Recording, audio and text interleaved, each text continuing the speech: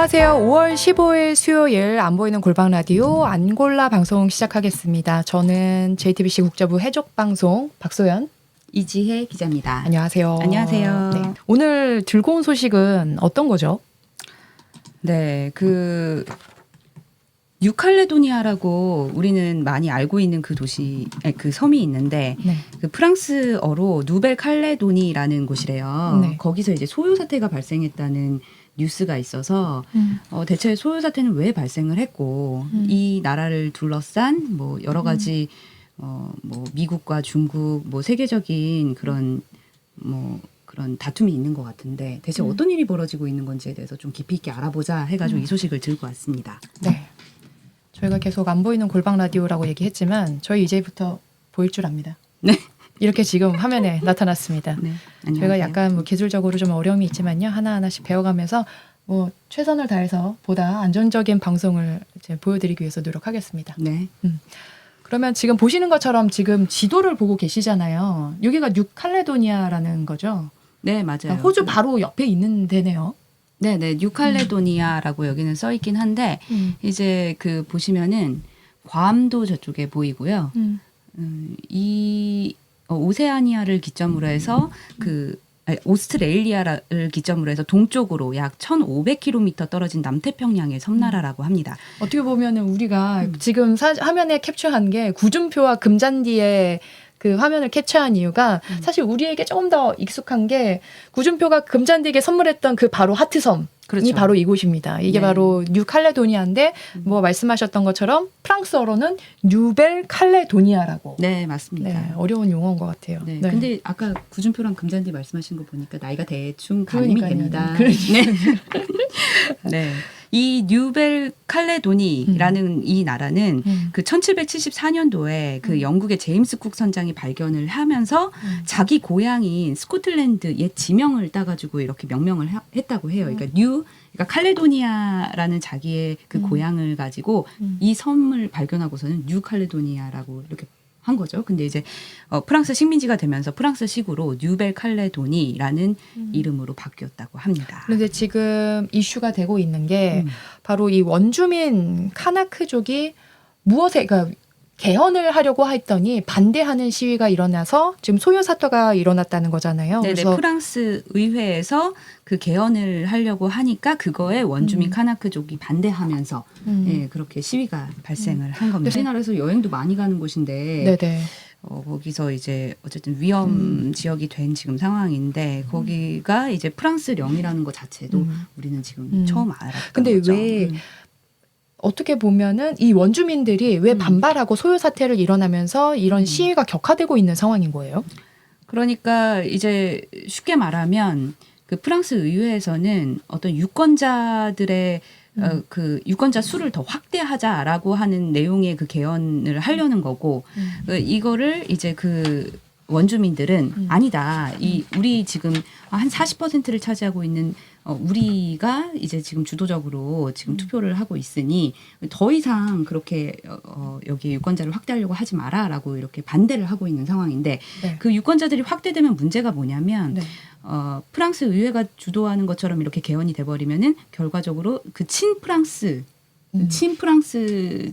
그런 정치적인 판단을 하는 사람들이 많이 유입이 될 테고 이렇게 되면 이제 결과적으로 독립이 어려워지지 않겠느냐라는 우려를 하고 있는 거죠. 이 원주민들은요. 그렇다면 네. 뭐 프랑스의 입장도 나왔나요? 네, 프랑스 입장이 나왔는데요. 이제 그 아까 제가 썼던 그 기사에서는 말씀을 드렸는데 프랑스 총리가 있어요. 가브리엘 아탈이라는 분인데 젊은 그 총리거든요. 34살이더라고요. 네. 이분이 이제 그 폭력은 아무것도 해결할 수 없다. 이제 그 뉴벨 칼로도니 이 정부 차원에서 우리가 좀 대화를 하자라고 한 것까지 제가 전해드렸었는데 그 이후에 상황이 또 있었다고 해요. 프랑스 하원이 토론을 벌여가지고 이 개헌안을 통과를 시킨 거예요. 근데 이제 여기서 중요한 게 뭐냐면 프랑스 하원만 했다고 해가지고 이게 완전히 그냥 개헌이 실효성을 갖게 되는 건 아니더라고요. 이제 상하원이 그 동일 문구의 그 개헌안을 같이 의결을 해야 이 개헌안이 통과가 되고 그 양원 합동회의를 열어서 5분의 3 이상이 찬성을 해야 한다고 합니다. 그래서 이거와 관련해서 마크롱 대통령 발언도 나왔는데 누벨칼로돈이 그 대표들한테 그 마크롱 대통령이 서한을 보냈대요. 거기서 이제 좀 침착해라. 폭력 사태는 우리가 용인할 수 없다. 이렇게 강조를 했다고 합니다. 네, 뭐 알겠어요. 뭐 프랑스에서 뭐 투표권을 확대하는 이유도 알겠고, 왜냐하면 뭐 유권자들의 뭐 지금 뭐 한 20%가 뭐 성인의 20%가 투표권이 없는 상태이니 유권자를 이제 보다 확대하겠다라는 프랑스의 의도는 이해를 하겠는데 네.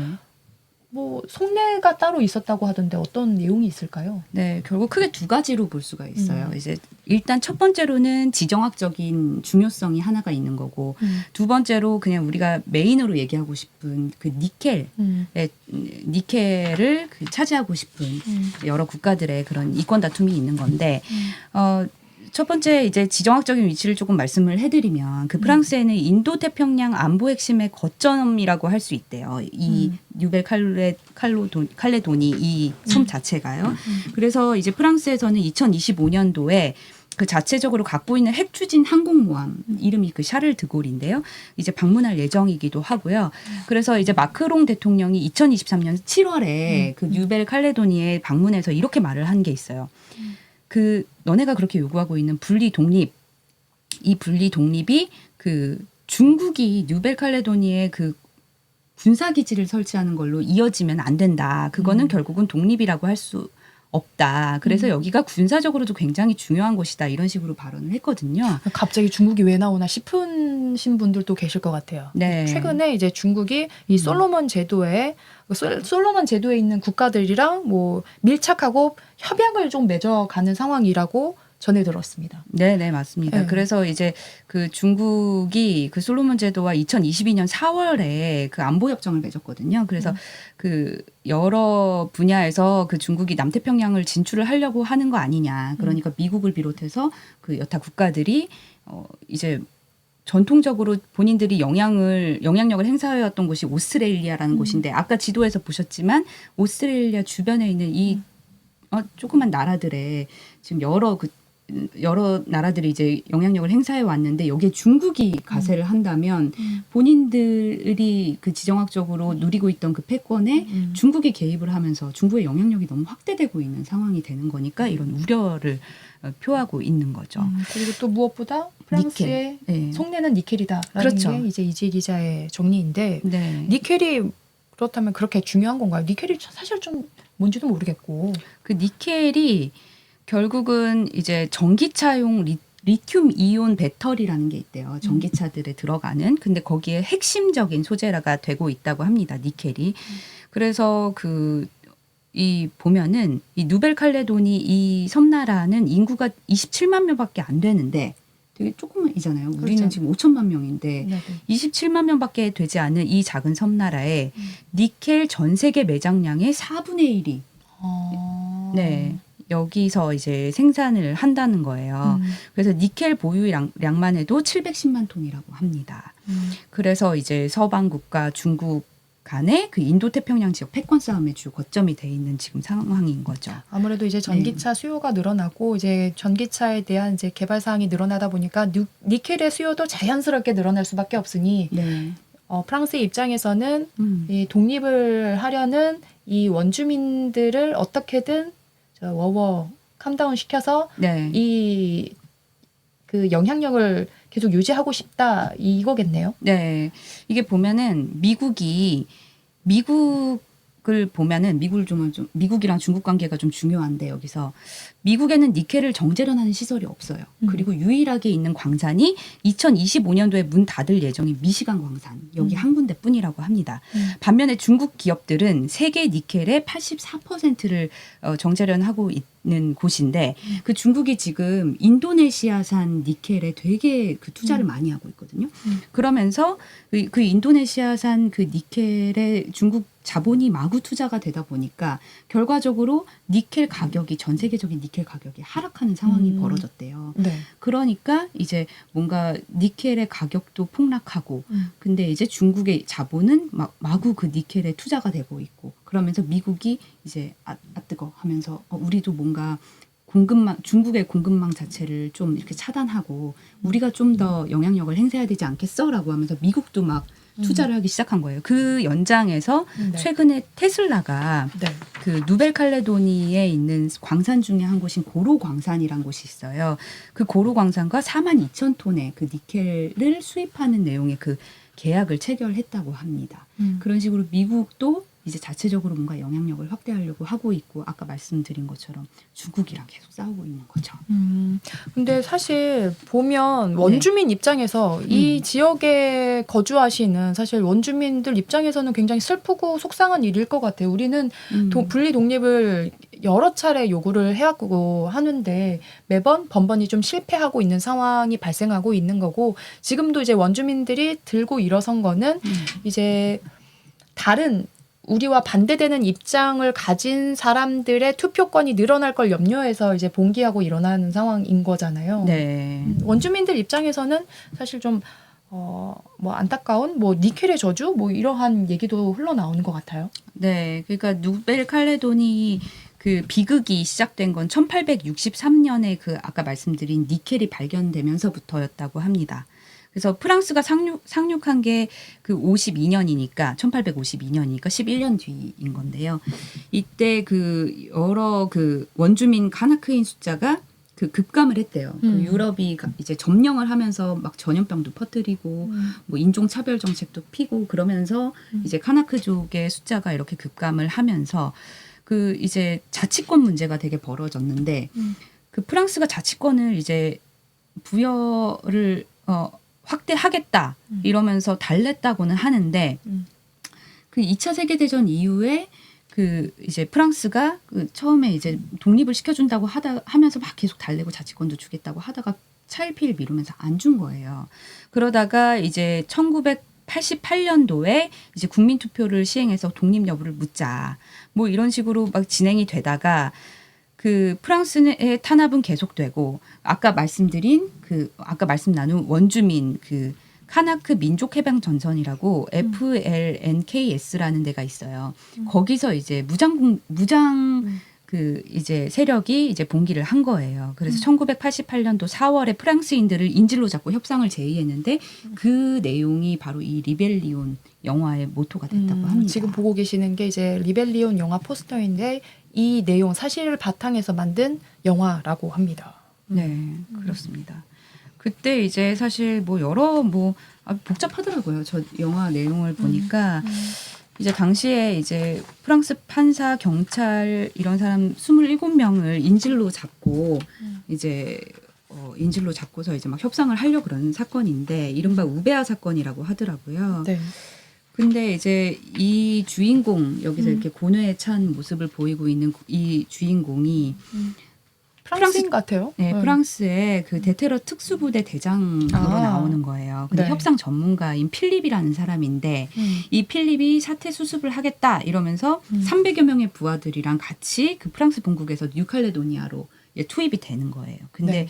투입이 돼서 이제 사정을 좀 살펴보니 여기가 너무 무턱대고 무장 공비처럼 막 이렇게 뭐 침투하고 뭔가를 막 찬탈하려는 세력은 아닌 것 같다라고 하면서 뭔가 협상을 막 하려고 하는데 결과적으로 프랑스의 당시 그 프랑스와 미테랑 그리고 자크 시락 이 두 후보 간에 뭔가 정치적인 알력 다툼이 또 벌어졌었던 거예요. 그러면서 이 정치적인 다툼이 결국 이 그 인질로 잡았던 그 아까 그 카나크인들 네. 그 지금 원주민들의 소동을 테러리즘이 낳은 폭동으로 몰아가면서 결국은 유혈 진압으로 사태가 마무리된 거거든요.